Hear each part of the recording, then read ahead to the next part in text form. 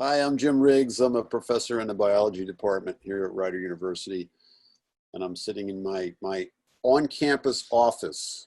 Um, that's a surfboard. That's a brew kettle. Uh, so I wasn't in San Diego before I came to Rider, and I was surfing and brewing beer, and now I'm here in a COVID isolation ward, essentially. So I was asked to summarize some of my online experiences or pointers I'd like to share with colleagues. And first of all, I want to emphasize a couple of disclaimers. So I've been teaching online probably for more than a decade. I kind of lost track. I've been doing it for quite a while. And when I've been teaching online, 90% of the time I'm teaching a 6-week condensed summer session course for non-science majors. So I'm trying to make science fun to students that don't generally like science.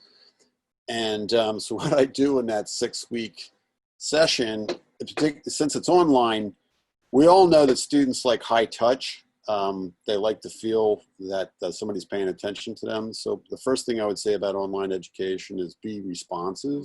But I give them an idea what my cycle is in my day and how I'm pretty much online a couple of hours in the morning. That's the time you can expect to hit me.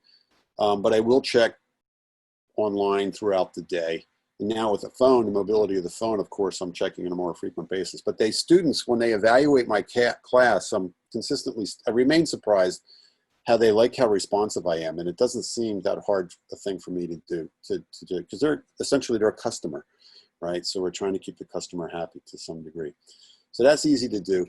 The other thing is they really like organization. They really like structure. They don't like things moving and changing on them. So what I would strongly encourage you to do if you're building a course, build it out at least a month in advance and then stay in front of it.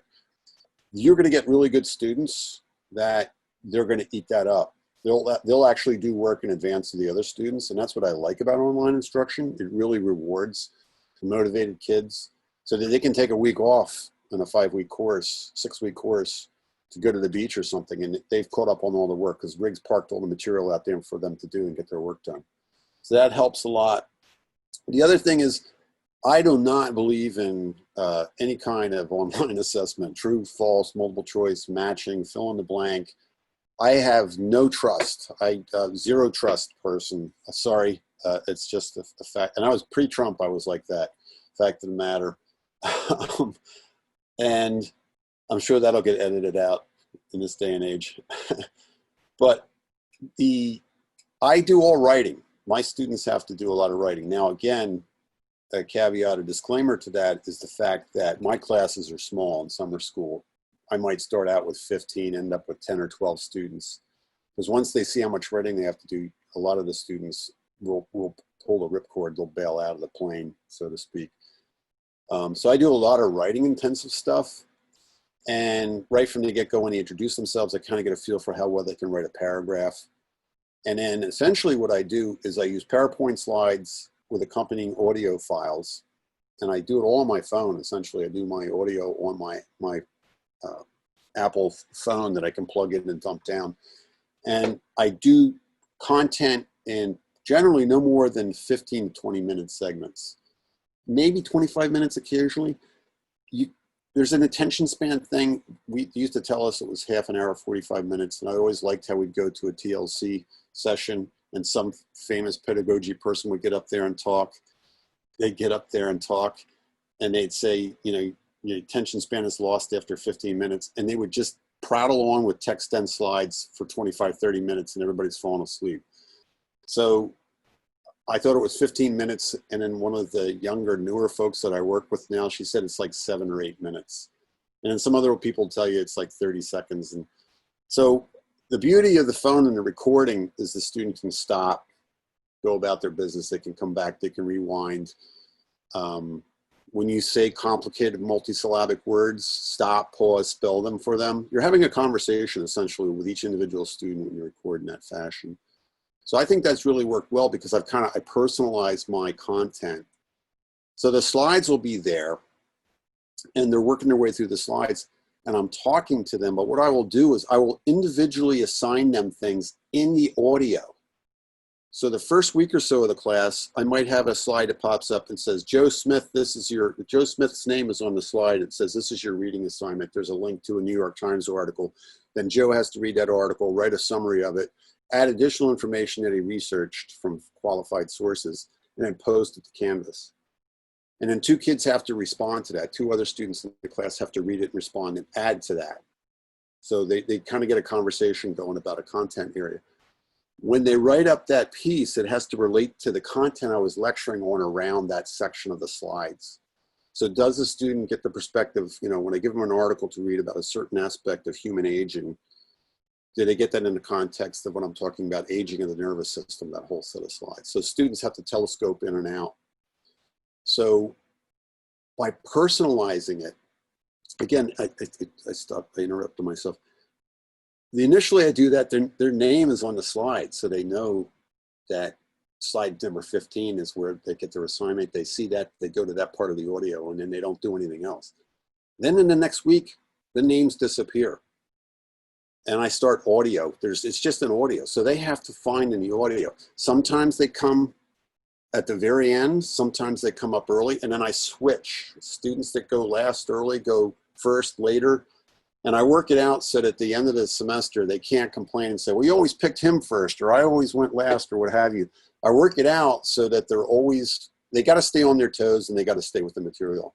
And I call them out on it really early. If, hey, you're not even doing the assignment that I gave you. You got to listen to the slides.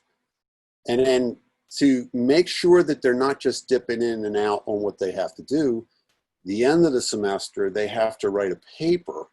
And I'm telling them this repeatedly at the end of each section. They have to write a paper that synthesizes what they've learned throughout the semester, and that the diligent student will be taking really good notes. So at the end of the semester, they can do the synthesis of what they've learned from the course in a write-up. But then they also do a deeper dive in another part of that paper that's on a topic area that they found particularly appealing or intriguing.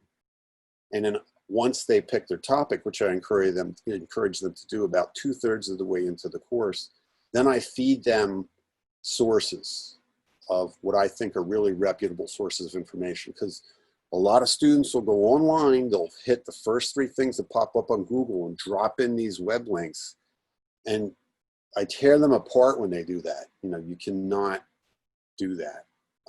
So you don't have to dip in and check every link that they give you when they do their writing.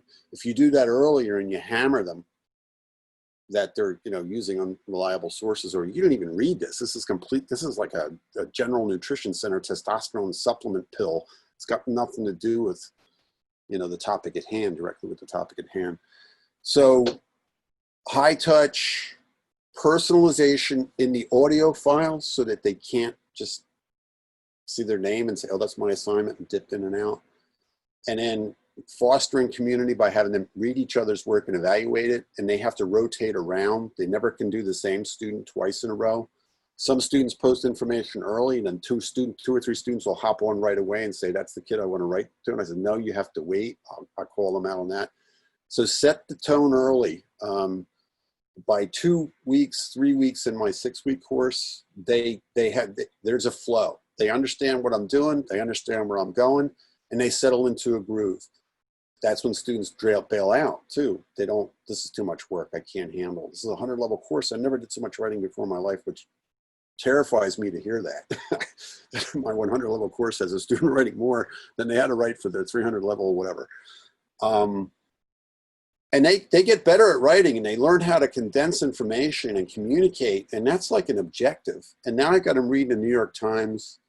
And every once in a while, a student will push you. Did you see this article? And I'm like, ooh, I didn't see that article. Thanks a lot.